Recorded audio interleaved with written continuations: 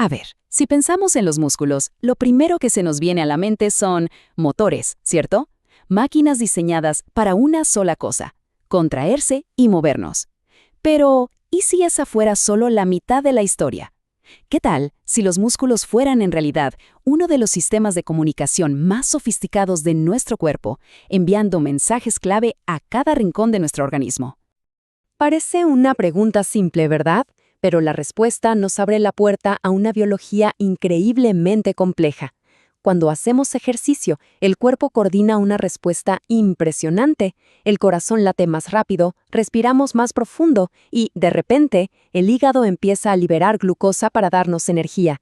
La pregunta es, ¿cómo saben todos estos órganos qué hacer al mismo tiempo? Algo tiene que estar mandando la señal. Durante más de un siglo, la comunidad científica persiguió a este fantasma. La idea tenía lógica. Los músculos en acción debían soltar alguna sustancia química en la sangre, un tal factor de ejercicio que actuara como el director de orquesta para coordinar la respuesta del cuerpo. El único problema es que nadie podía encontrarlo. Y esta no fue una búsqueda corta, ¿eh? Fue una cacería que duró un siglo entero. Una que nos lleva desde los inicios de la fisiología del ejercicio hasta prácticamente hoy. Es una verdadera historia de detectives científicos llena de pistas falsas, callejones sin salida y, como vamos a ver, un giro en la trama totalmente inesperado. Fíjense en esta línea de tiempo. Arranca en 1889, o sea, más de 100 años de búsqueda. Vemos cómo las pistas se fueron acumulando muy lentamente década tras década. Primero, una conexión con la respiración. Luego, en los años 30, se habla de un reinicio del sistema. Para los 60, las pistas ya apuntaban al control de la temperatura y del azúcar. Pero el mensajero, la sustancia en sí, seguía siendo un completo misterio. La primera pieza del rompecabezas apareció por allá en 1889, con unos experimentos en conejos. Los científicos, Zuns y Geppert, estimularon los músculos de las piernas de los animales e incluso cortaron los nervios para que no hubiera comunicación eléctrica. Y aún así, la respiración de los conejos se aceleraba. Su conclusión fue súper audaz para la época. Tenía que haber una sustancia química viajando por la sangre desde el músculo hasta el cerebro. Pasan las décadas y aparece otra pista más. Investigadores como Bodil Nielsen se dieron cuenta de que la temperatura corporal sube en proporción directa al esfuerzo muscular, no a la temperatura del ambiente. Esto sugería que el termostato interno del cuerpo se estaba reajustando. Y la señal para ese ajuste parecía ser un factor humoral, o sea, algo que viajaba por la sangre y que venía del músculo. El caso se iba armando, pero todo era circunstancial, faltaba la prueba reina. Y entonces, a mediados del siglo XX, la historia da un giro tremendo. Aparece el llamado Enigma de Goldstein, un descubrimiento que parecía que iba a resolver todo, pero que terminó siendo un retroceso gigante para toda la investigación. Aquí lo interesante es el contraste. Por un lado, el descubrimiento de Goldstein fue revolucionario. Demostró que la sangre de animales que hacían ejercicio podía hacer que animales en reposo absorbieran más azúcar. Era la prueba irrefutable de un mensajero en la sangre. Pero por otro lado, el desastre. Otros laboratorios intentaron replicar sus experimentos y no pudieron. La credibilidad de Goldstein se vino abajo y con ella toda la idea del factor de ejercicio cayó en desgracia y quedó prácticamente en el olvido por décadas. Así que la pista se congeló por completo. La búsqueda del factor de ejercicio se convirtió en una simple nota a pie de página en la historia de la ciencia. La respuesta, cuando finalmente llegó, no provino de donde todos estaban buscando. Y aquí la pregunta del millón es, si los fisiólogos musculares y los endocrinólogos no pudieron encontrarlo en casi 100 años, ¿quién podría? La respuesta es tan inesperada que cambió las reglas del juego para siempre. Así como lo oyen, el gran avance no vino del estudio del músculo ni de las hormonas, sino del sistema inmunológico. Unos investigadores estaban estudiando cómo el ejercicio afectaba a las células de defensa y, casi por accidente, se tropezaron con el fantasma que todos los demás llevaban un siglo buscando. Y la cosa fue más o menos así.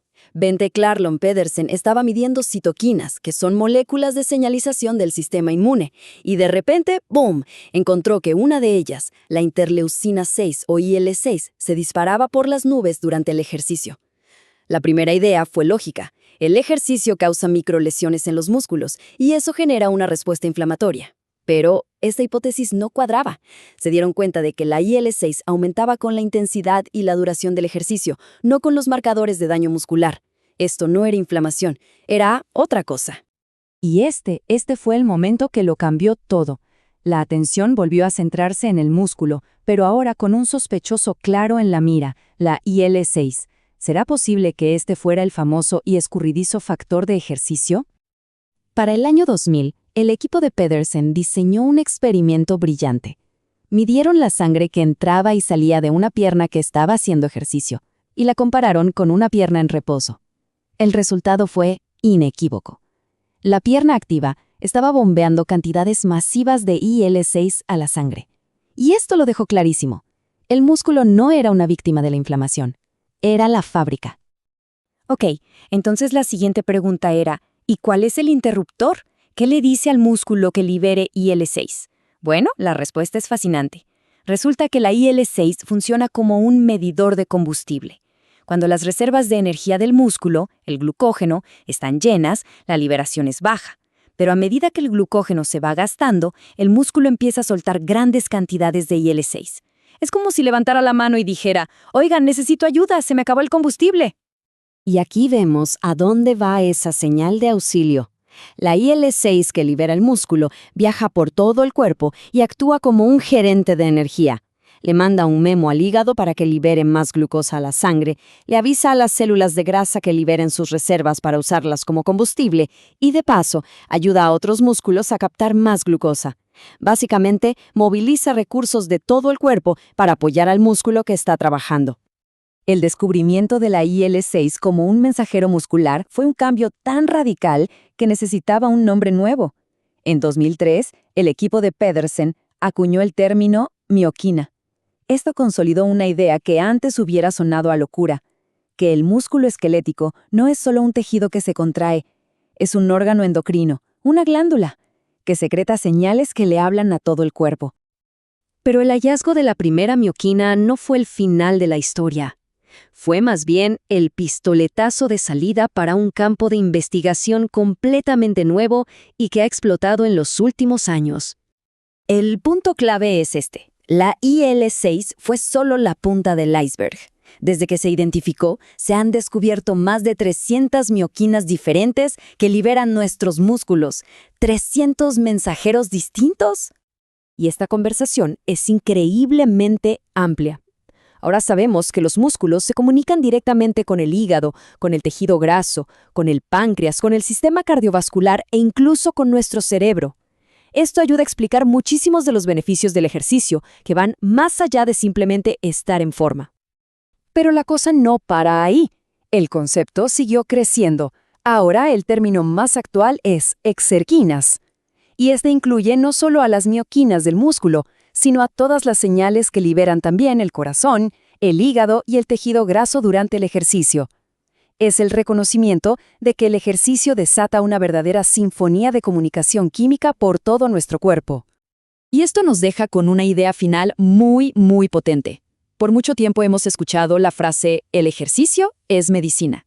Bueno, el descubrimiento de las mioquinas y las exerquinas nos da, por primera vez, una explicación molecular de por qué esa frase es cierta. Estas moléculas podrían ser los ingredientes activos de esa medicina, los agentes que reducen la inflamación, mejoran nuestro metabolismo y protegen nuestra salud. La cacería de un fantasma científico terminó abriendo una de las fronteras más emocionantes de la medicina moderna.